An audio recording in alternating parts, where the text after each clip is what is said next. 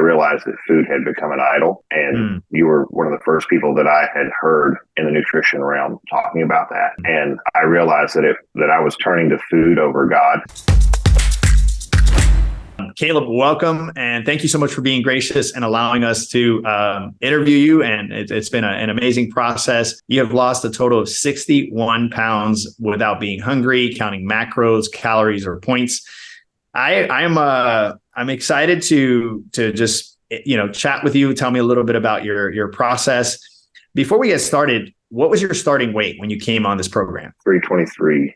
323. What are you now? 262.4. So 61 pounds. How long has it been? I think it was 29 weeks now. 29 weeks, 61 pounds. And of course, the scale is the first thing that shows, but can you tell us a little bit more? Like what other benefits have you derived from losing 61 pounds? What physically, how do you feel? Oh, way better.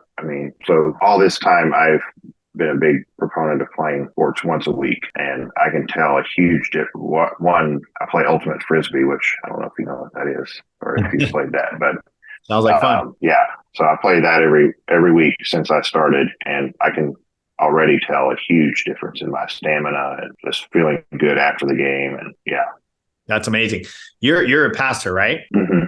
Yes. Okay. So you are busy, you're preaching, you are pouring into people. I know many pastors. And so I know that you guys live pretty intense, hectic lives where you're pouring yourself out. Do you feel like you have more energy for your endeavors, for your day to day? Oh, yeah. And I think that's one of the big, maybe not as much as a pastor, but as a father of 6, just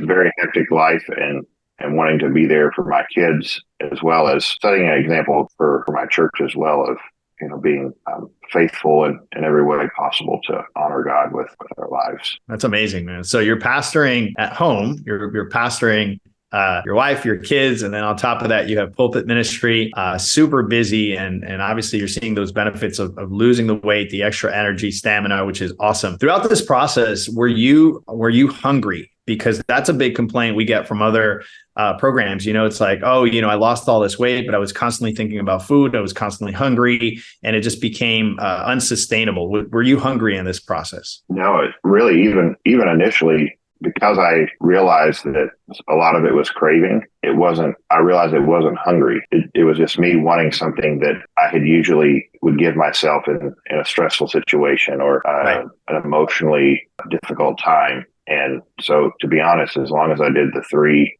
hour, kept the 3 hour rule and kept to the portions that you gave, I never had any issues with hunger. And I was actually really surprised with that. That's amazing. That's amazing. So not only were you not hungry, but you started to distinguish the difference between physical hunger and emotional hunger, which is a huge part of our program, is really helping to identify the difference because, the vast majority of people don't know the difference. The vast majority of people just simply say, I'm hungry, but they really never question whether it's emotional hunger or physical hunger.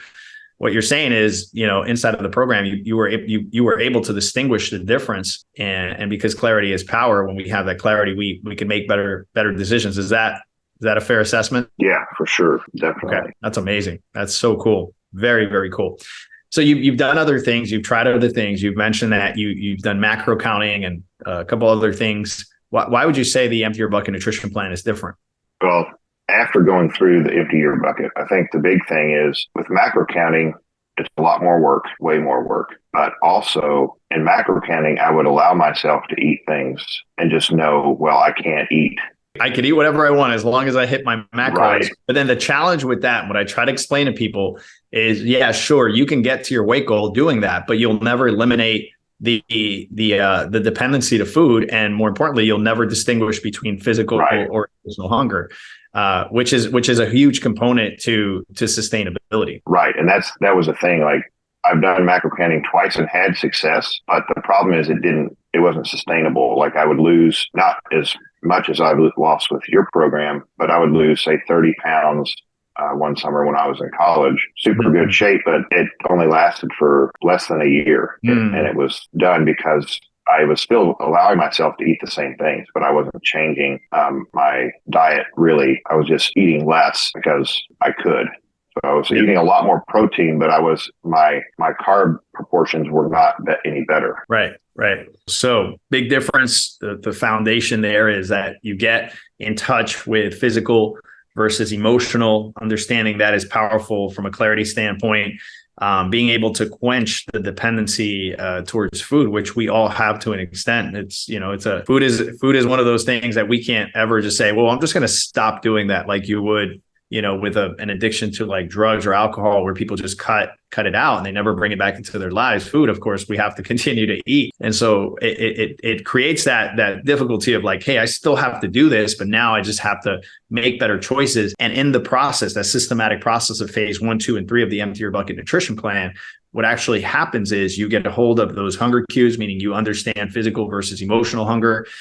You also have more discipline, simply because you're not just eating out of impulse. You're basically understanding those things, and that gives you lots of self-control, lots of discipline when it comes to food. So very cool stuff. Caleb, what would you say to people on the other side that are watching this and possibly thinking, I wonder if this is for me? I've done so many other things before.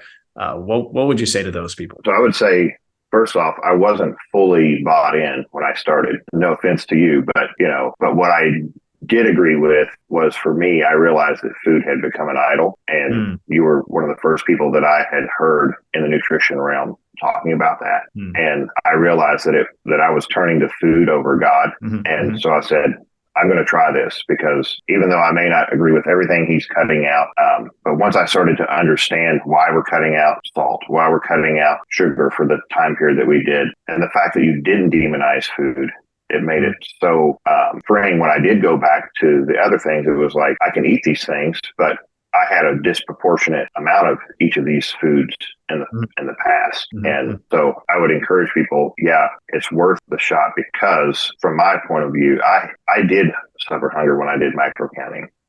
I did not the entire time that I did it with you. And that was even me doing some intermittent fasting, because I was traveling internationally and didn't have a lot of control over some of my meals. So I added things with your help to stay on plan. Very cool. Very cool. Well, Caleb, thank you so much for being gracious and coming on this interview. I'm excited for you, for your future. I'm also excited for your congregation, because people are watching, right? And we can say lots of words, but I love the quote. I heard a wise man once say, he said, the best sermon we'll ever preach is a life well lived. And you're doing that through your fruits, your example, and I commend you. I think that's a beautiful thing. So thank you so much for your discipline, your effort, and really being a light in the midst of darkness, showing people that there is a possibility to change inwardly and outwardly. And so good stuff. Thank you so much for your time, and we'll talk to you soon.